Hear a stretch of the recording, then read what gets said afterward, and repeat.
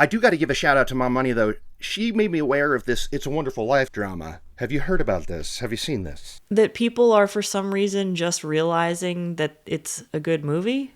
Is that? No. There is. It's available to watch on Prime. And now the original one is right there for the taking, okay? So it's not like this is the only option. However, there is an abridged, quote-unquote, version of It's a Wonderful Life where they cut out the entire Pottersville scene. So now it goes from George asking Clarence for $8,000, hard cut, to George being happy. You don't happen to have $8,000 on you. So what the abridged version is saying that Clarence gave him $8,000 and that's the end of the movie. What is the point? This is 24 minutes of the movie, Kateline. Why did they do that? Who f***ing knows? Are you going to do that to all movies? Like, why is that? Why is that offensive? Because he wants to die? I guess, but I mean, look, they shouldn't take out any line, but they can't take out 24 minutes of the movie. Yeah. Right? That's not cool. Oh, that really upset me, and I didn't believe her. It was a classic thing where I was like, my money's... She saw something nuts on YouTube. I'm about to bust her right now. Bust her chops. And then it was my chops that got busted. I gotta let the missus out real quick. Is that cool? Yep. It's right here. I know, you live in an RV. I'm Lester Holt.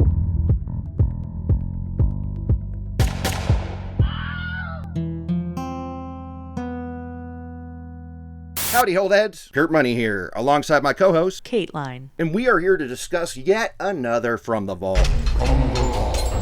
These are just... What does doldrums mean? Kate, is that this area of rerun land that TV is in? Does that work or no? It works. It's down in the dumps. Yeah. I mean... Boring. This episode's going to be a banger, but it's such a nowhere land of broadcast television, I feel. The holiday season. Yeah, but not on streaming. I mean, we love to shit on streaming, and I'll do it all day long. But, like, there's a new Silo every week. There's a new The Head every week. That's true. So people can do it, you know? Anyway, we got it from the vault, and we're going back to season 25. And this one, unlike last week's, is actually hosted by Keith Morrison. Pew, pew, pew. Pew, pew, pew. Okay, I'm going to read the IMDb, and then we'll hop right in.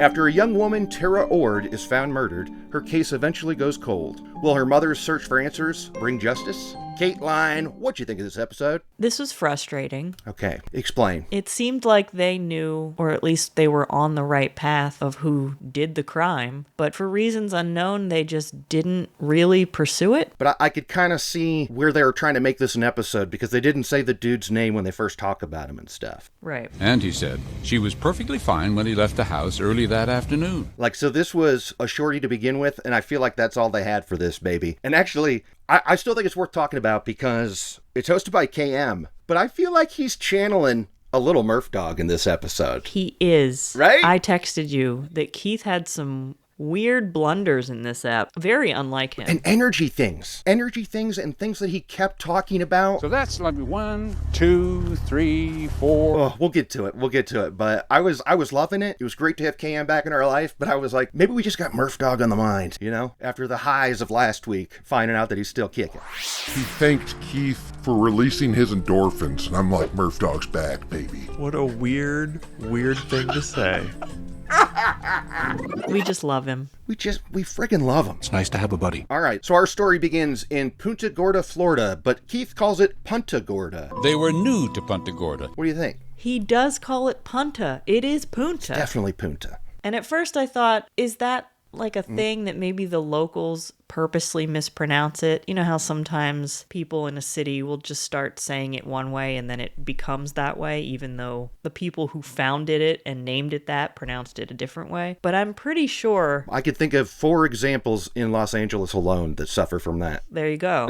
But this is definitely Punta. There's a place, you've never heard of it, but it's called Los Feliz. That's not how you say it, y'all. It's Los Feliz. And I say, my proof when I moved to LA in 2007, listen to the song Feliz Navidad. Same word. Feliz. What do you think? You tell me, Kurt. Feliz Navidad. Our story begins on the other coast in Punta Gorda, Florida, 2001. 14-year-old Veronica Ord is hopping off the school bus. Tough day at school. She's like, crap, I don't have my keys. And she sees her house. Sees her sister's car is still there. She says, boom, no keys necessary. Let's go say what's up to my sis, Tara.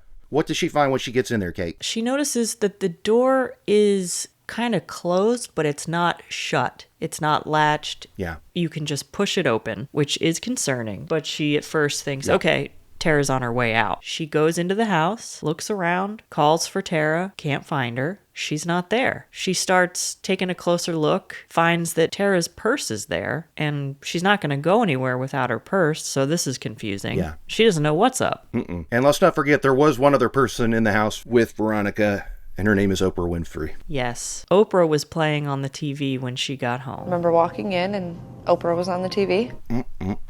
I high-fived Veronica in that moment. I said, thanks for that, Dee. I thought you were going to say her younger brother, because her younger brother was there too. Oh, yeah. Hey, you know what? The younger brother didn't want to participate in the Dateline, so let's just assume he doesn't want to participate in the ILH. What do you... Okay. So she calls her mom's fiance, also Keith. This is wild. So that's when I had called Keith. Keith was Keith McPhillips, her mom's fiance. Tells him that, hey, Tara's not here. So he rushes home, and he's just as freaked as the rest of us because her purse is there, her car is there, everything is there. Tara was going to go somewhere. I knew she wouldn't leave her stuff or her car. So what this doesn't look like is a teen just going out for a walk. No. The classic thing happens where the police come by. They're more concerned with whether or not it was a burglary than a missing person. So they notice that there's some jewelry taken and some stuff was moved, and the TV that's usually tilted to the side is straight, like it had been touched. So that I liked. I loved the TV thing because that is something I would notice. Oh, yeah. Instantly. Yeah, because you can see where the bed is, and if the TV's straight on and you can't see it well from the bed, you'd be like, what's up? Yeah. Why isn't the TV slanted? That makes me feel like Kurt Columbo in there. I go, wait a minute, you can't watch the TV from this angle. You know who can is my money. Mm-hmm. Growing up, we would always be arguing about the feng shui stuff. And I'd be like, it's supposed to be built around this television screen. Correct. How could you point it anywhere else? My money. Absolutely. The living room should be designed around the TV. Yeah. I don't want to hear it. I don't want to hear these snobs who are like, well, the TV isn't the center of our home. And I'm like, oh, what? You think you're better than me? Yeah. And that person's name is Joanna Gaines. Okay. There's no TV in their living room because they're busy living in it or some nonsense like that. You familiar with her?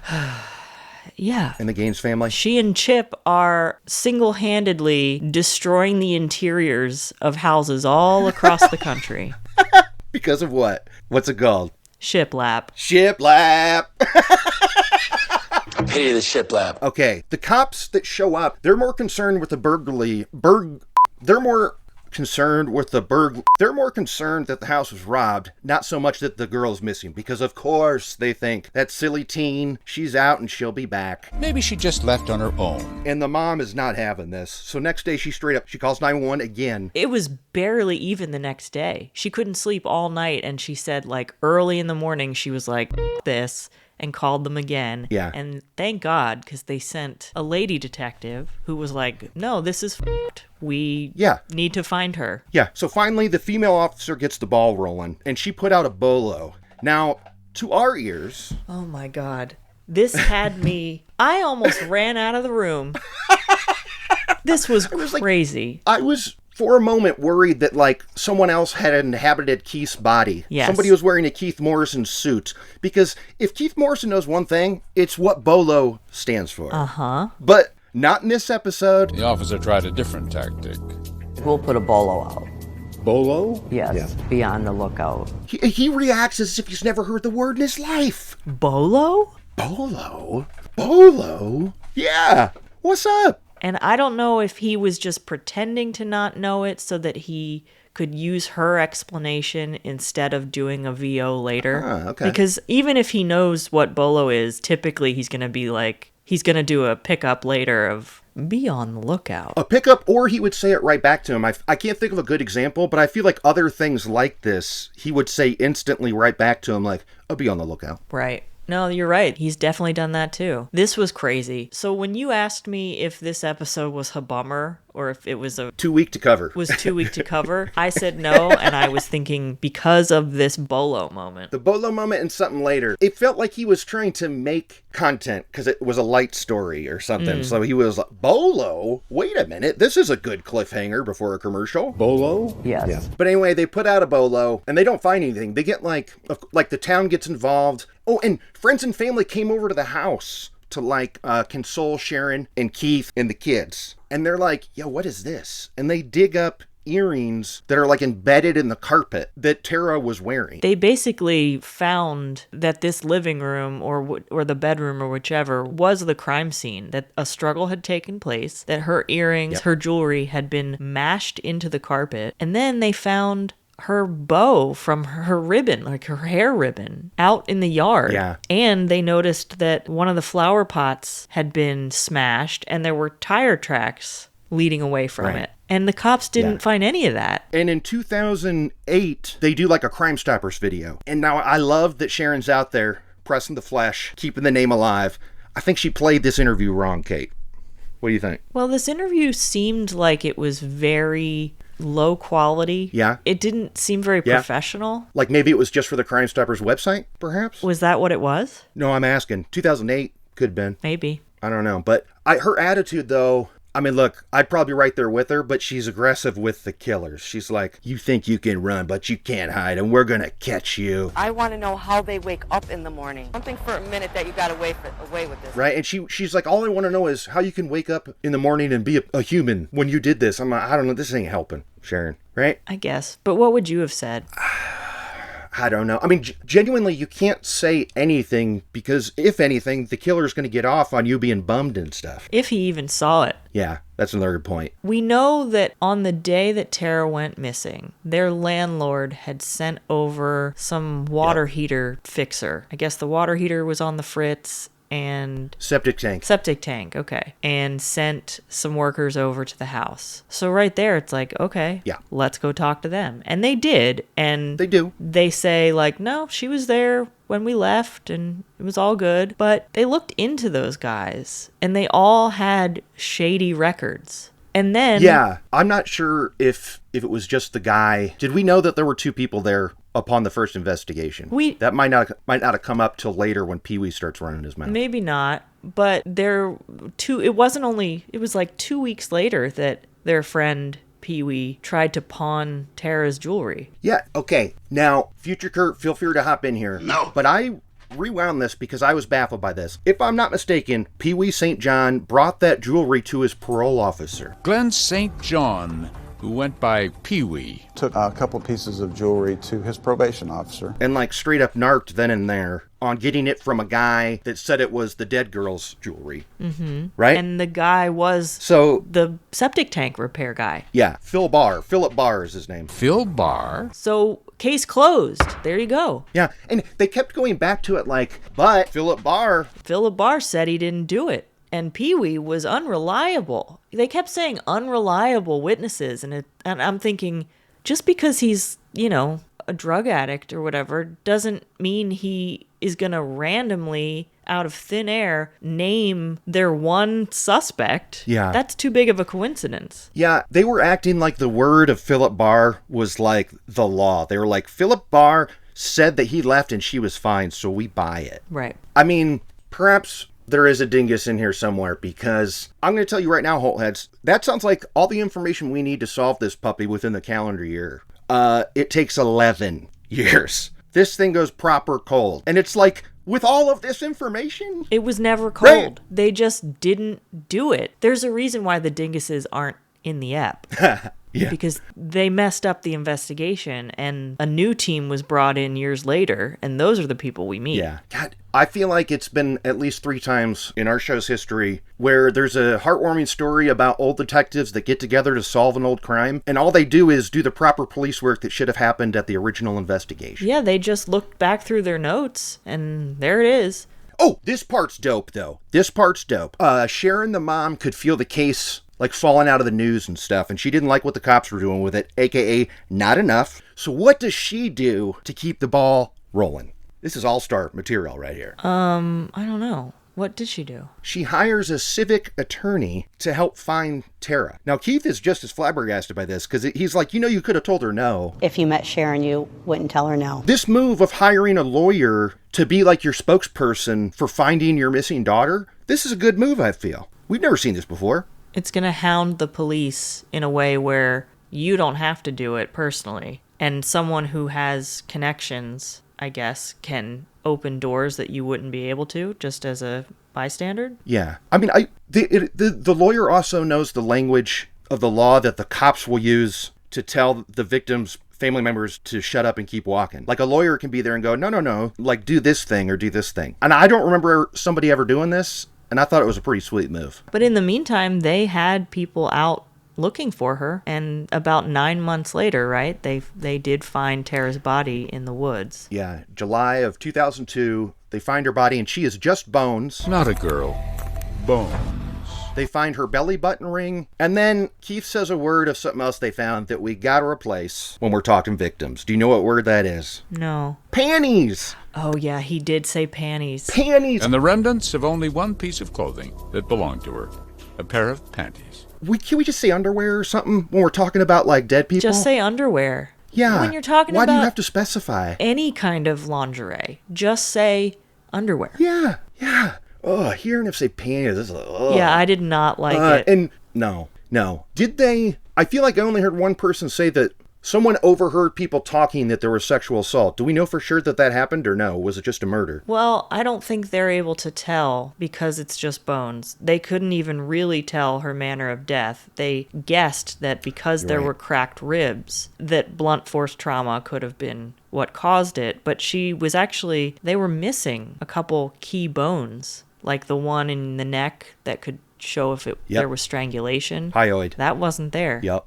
And I have to think that's just, true. From animals or whatever. Yeah, definitely. And, you know what told the cops that they should totally believe Philip Barr? Is that after Pee-wee runs his mouth, they get like a search warrant and they don't find any jewelry in Philip Barr's house. And that's what makes it go cold at that point. Like, they're hot on the tails of this guy, but because they didn't find any jewelry on him, they're like, well, I guess he's good to go. He gave it to Pee-wee. Yeah, he gave it to people. He gave it away, right? Or he pawned it. Yeah, exactly. Yeah, or maybe the cops didn't find it, or it's not hidden at his house. There's a lot of options here, guys. A lot of options. And he's even on the news, because, like, as this case, like Keith says, like, when there's no new information, this is when it goes cold. And Philip Barr is being interviewed on the local news, being like, I'm tired of being harassed, and, like, I'm trying to have a business here, my septic tank business, and, like, this is really hurting me, because I didn't do anything. Right? You see his dumbass on there. It's been very stressful. I realize the police are doing their job and they're, looking into things. But nonetheless, I feel like I've been, harassed. And we're thinking, you did it. You did it, bro. And making some kind of statement like that on the news, that just, to me, points more to guilt than anything. Really? Yeah. What's the right move, you think? Keep your mouth shut. Oh, really? Okay. Yeah, I guess it could speak to him being the guy at fault because he wants to be in the center of attention and stuff. Like, he likes the attention. He's a narcissist. Mm-hmm. Yeah, that makes a lot of sense. Oh, this is weird. Sharon and Keith were engaged. They got married 2 years after Tara goes missing. But when we're talking to him here on the Dateline, they had since broken up. This always bums me out. Yeah, because you have to think that if Tara had not been murdered, they might still be together. That's such a heavy thing to have happen right at the beginning of your marriage. Yeah, I was thinking, well, maybe it wasn't because she went missing and was murdered, because they got married after that happened, but they were engaged when it happened. They were. So they're not going to call it off because that would be admitting that it went wrong because of this. Uh-huh. So I get why they still went through with the marriage. But I liked them, and they seemed like they were still really good friends despite that. But the next year, we got good news. There's a new sheriff in town. 2009, Punta Gorda gets a new sheriff. He wants to start a cold case department. And he is friends with these two retired detectives who were living up north and moved down to Florida in retirement. And they very quickly found themselves bored. So they agreed to come out of retirement and head up this cold case team. And yes, I love this, bringing a little northeast detective work into the slow south. Yeah, because where were the two other ones from? originally, because the three detectives were all retired. The sheriff reached out to a retired detective to head this up, and he was like, great news, I'm buddies with 2 former detectives down here that also retired, and they're bored as hell too, so now we got a team, right? I'm putting together a team. Keith had a classic Keith delivery, though, when he says that the cops all got bored. Do you remember what he says before commercial? He goes, uh-oh. He loves a good uh-oh. He loves it. We love it. And? Got very bored. Uh-oh. I'm going to guess that these guys were from New Jersey. It just seems like people in New Jersey retire to Florida. Yeah, that's fair. I thought maybe because of his hair color of the one guy. Who's he fooling?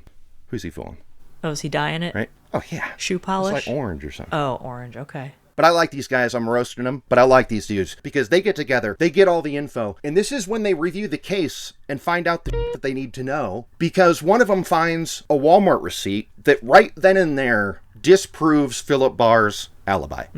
Done. Out the window. He's lying. Because of this one receipt that was in the file. Kate. Yeah, right there. Ugh. So they're thinking it's Philip Barr and his associate, McManus. And this is when we learn that how dumb criminals are because... I mean, why can't they just drink at home alone? Because they go to the bar and run their mouths.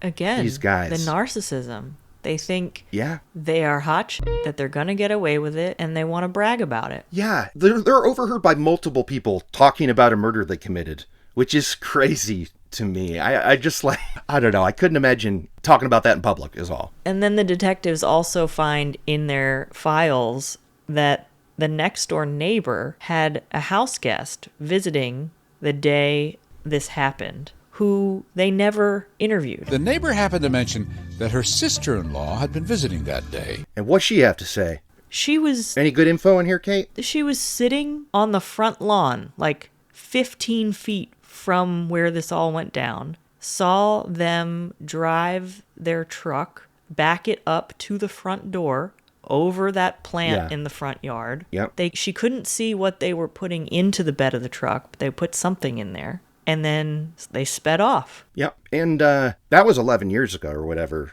And her reasoning was, hey, nobody asked me. I have an issue with this. Same. Call them. Go ahead. You know what you saw, and you're just like, well, no one asked? I mean, we can assume that she knows a girl was missing from that house and was found dead later. It was very big news. So that alone, I feel like I want to that's withholding evidence at this point. Like if it was just that she saw a truck back up into a yard and she didn't know there was a murder in that house, fine. I could see that. But she knows about this murder. Yeah. Call the cops. Tell them what you saw.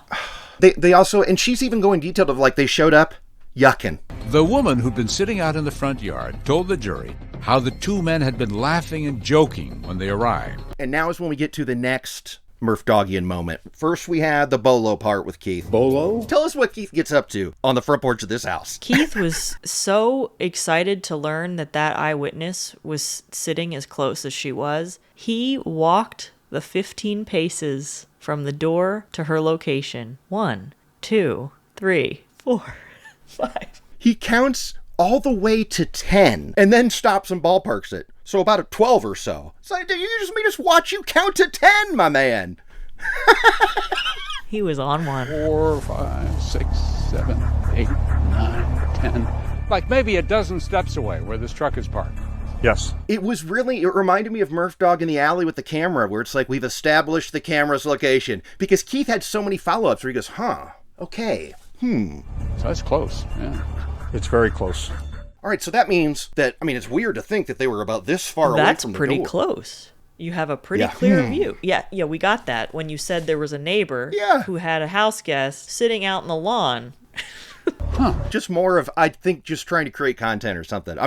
I loved it. It was making me laugh, but I was feeling for the guys because they were like, that was the reasonable thing to think. We found her hair ribbon. Her head was probably around this area at one point. You're right, Keith. Okay, so... Right? Keith, you cracked the case.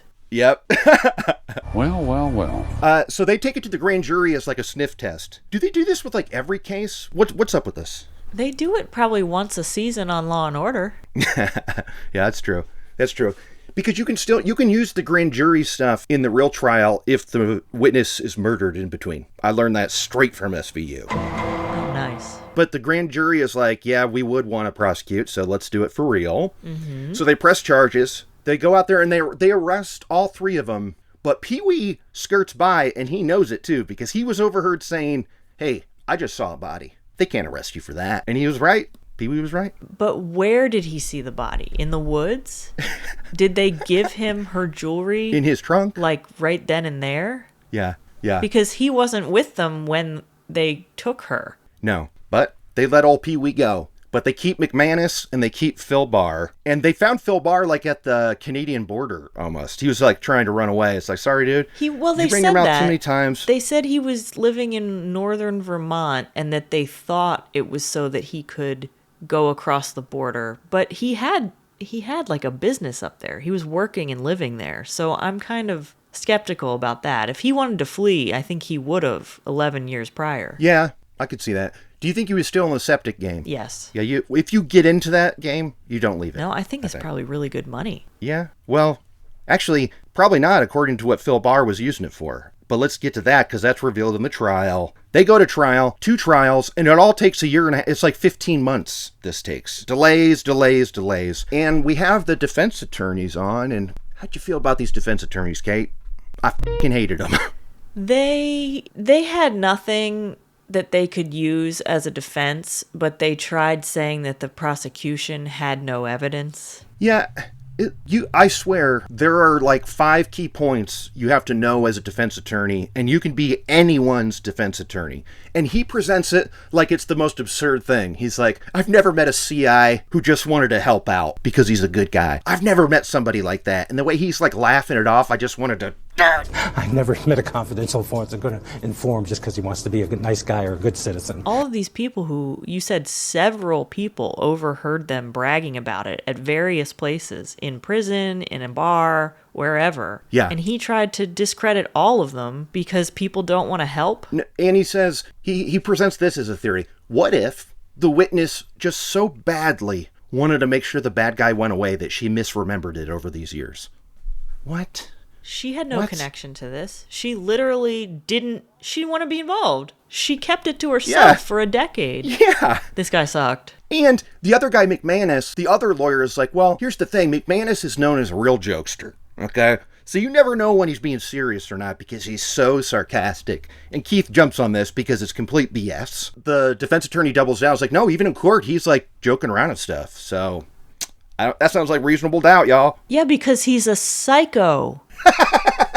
That doesn't mean he's innocent. Yeah. That means he has no moral code and he's crazy. Yeah, so true. So true. David is known to be a jokester and sarcastic, even during the course of the trial. So the prosecutor presents... I'm going to quote FF. Prosecutors believe... That's how they set up the third act in an FF. Tight. Prosecutors believe that Phil Barr and McManus went there because they were the septic guys, but they used this business as a cover to rob people's homes. Mm-hmm. The detectives had learned that Barr used his business as a cover for stealing from the homes of unsuspecting customers. How often could this be successful? People would eventually know that every time this guy gets hired, totally, somebody misses something, right? But I guess this was before the days of Yelp. Great point. Because that would not fly today. But they theorized that Tara let them in, and I guess Phil went down into the basement while McManus was looking for stuff to steal, and they think that Tara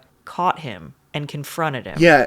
And then they like their con was one of them would distract the homeowner while the other one is 5-figure discounting. Right. And then she confronted them and they decided she had to die, which we hear from another witness. She overheard David McManus respond, she had to die. This is super frustrating, as all these murders are, but this is, I feel like, the first time the burglary gone wrong was actually true. Uh-huh. Think about that. That's always what they assume because some dummy pulled out a drawer or two. Yeah. And this actually was, they were just trying to rob her and it went wrong. Yeah. It's really insane to think that they just had to kill her. That getting arrested for burglary is somehow, in their minds, worse than going to prison for murder. Like, that's how they weighed it in their heads. And we might as well kill her. We wouldn't want to get arrested for burglary. Yeah, and I guess we can't expect them to have this much foresight in the moment. But I'm going, dude, it could be your guys' word against hers. If she's accused you of stealing, you could say, what'd I steal? Nothing. And then it would flitter away into nothing. Like, they wouldn't have been busted, I feel. Oh, and they also said they were high on meth. I don't remember how they found that out. Maybe they just assumed because of how dumb all of these decisions were. Maybe. Do you remember them? I guess that somebody said that they had done meth that morning. Yeah. Was it Pee-wee? Oh, maybe. Barr and his helper McManus began their workday by smoking crack. Boy, Pee-wee, he sounds like a pretty solid CI.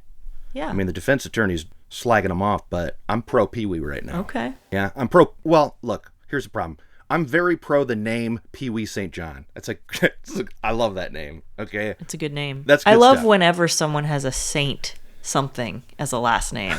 Yeah. Badass. Yeah. Especially when they're like evil peeps and stuff, right? Like it kind of goes against type. It reminds me of that insane video of that guy who he said he took an Ambien and then he drew stuff on his iPad and then showed what he drew. Do you remember that? And No. My husband and I quote it all the time. He drew a picture of a girl and he wrote her name at the top as Hoopstavir Gwyneth St. Charles.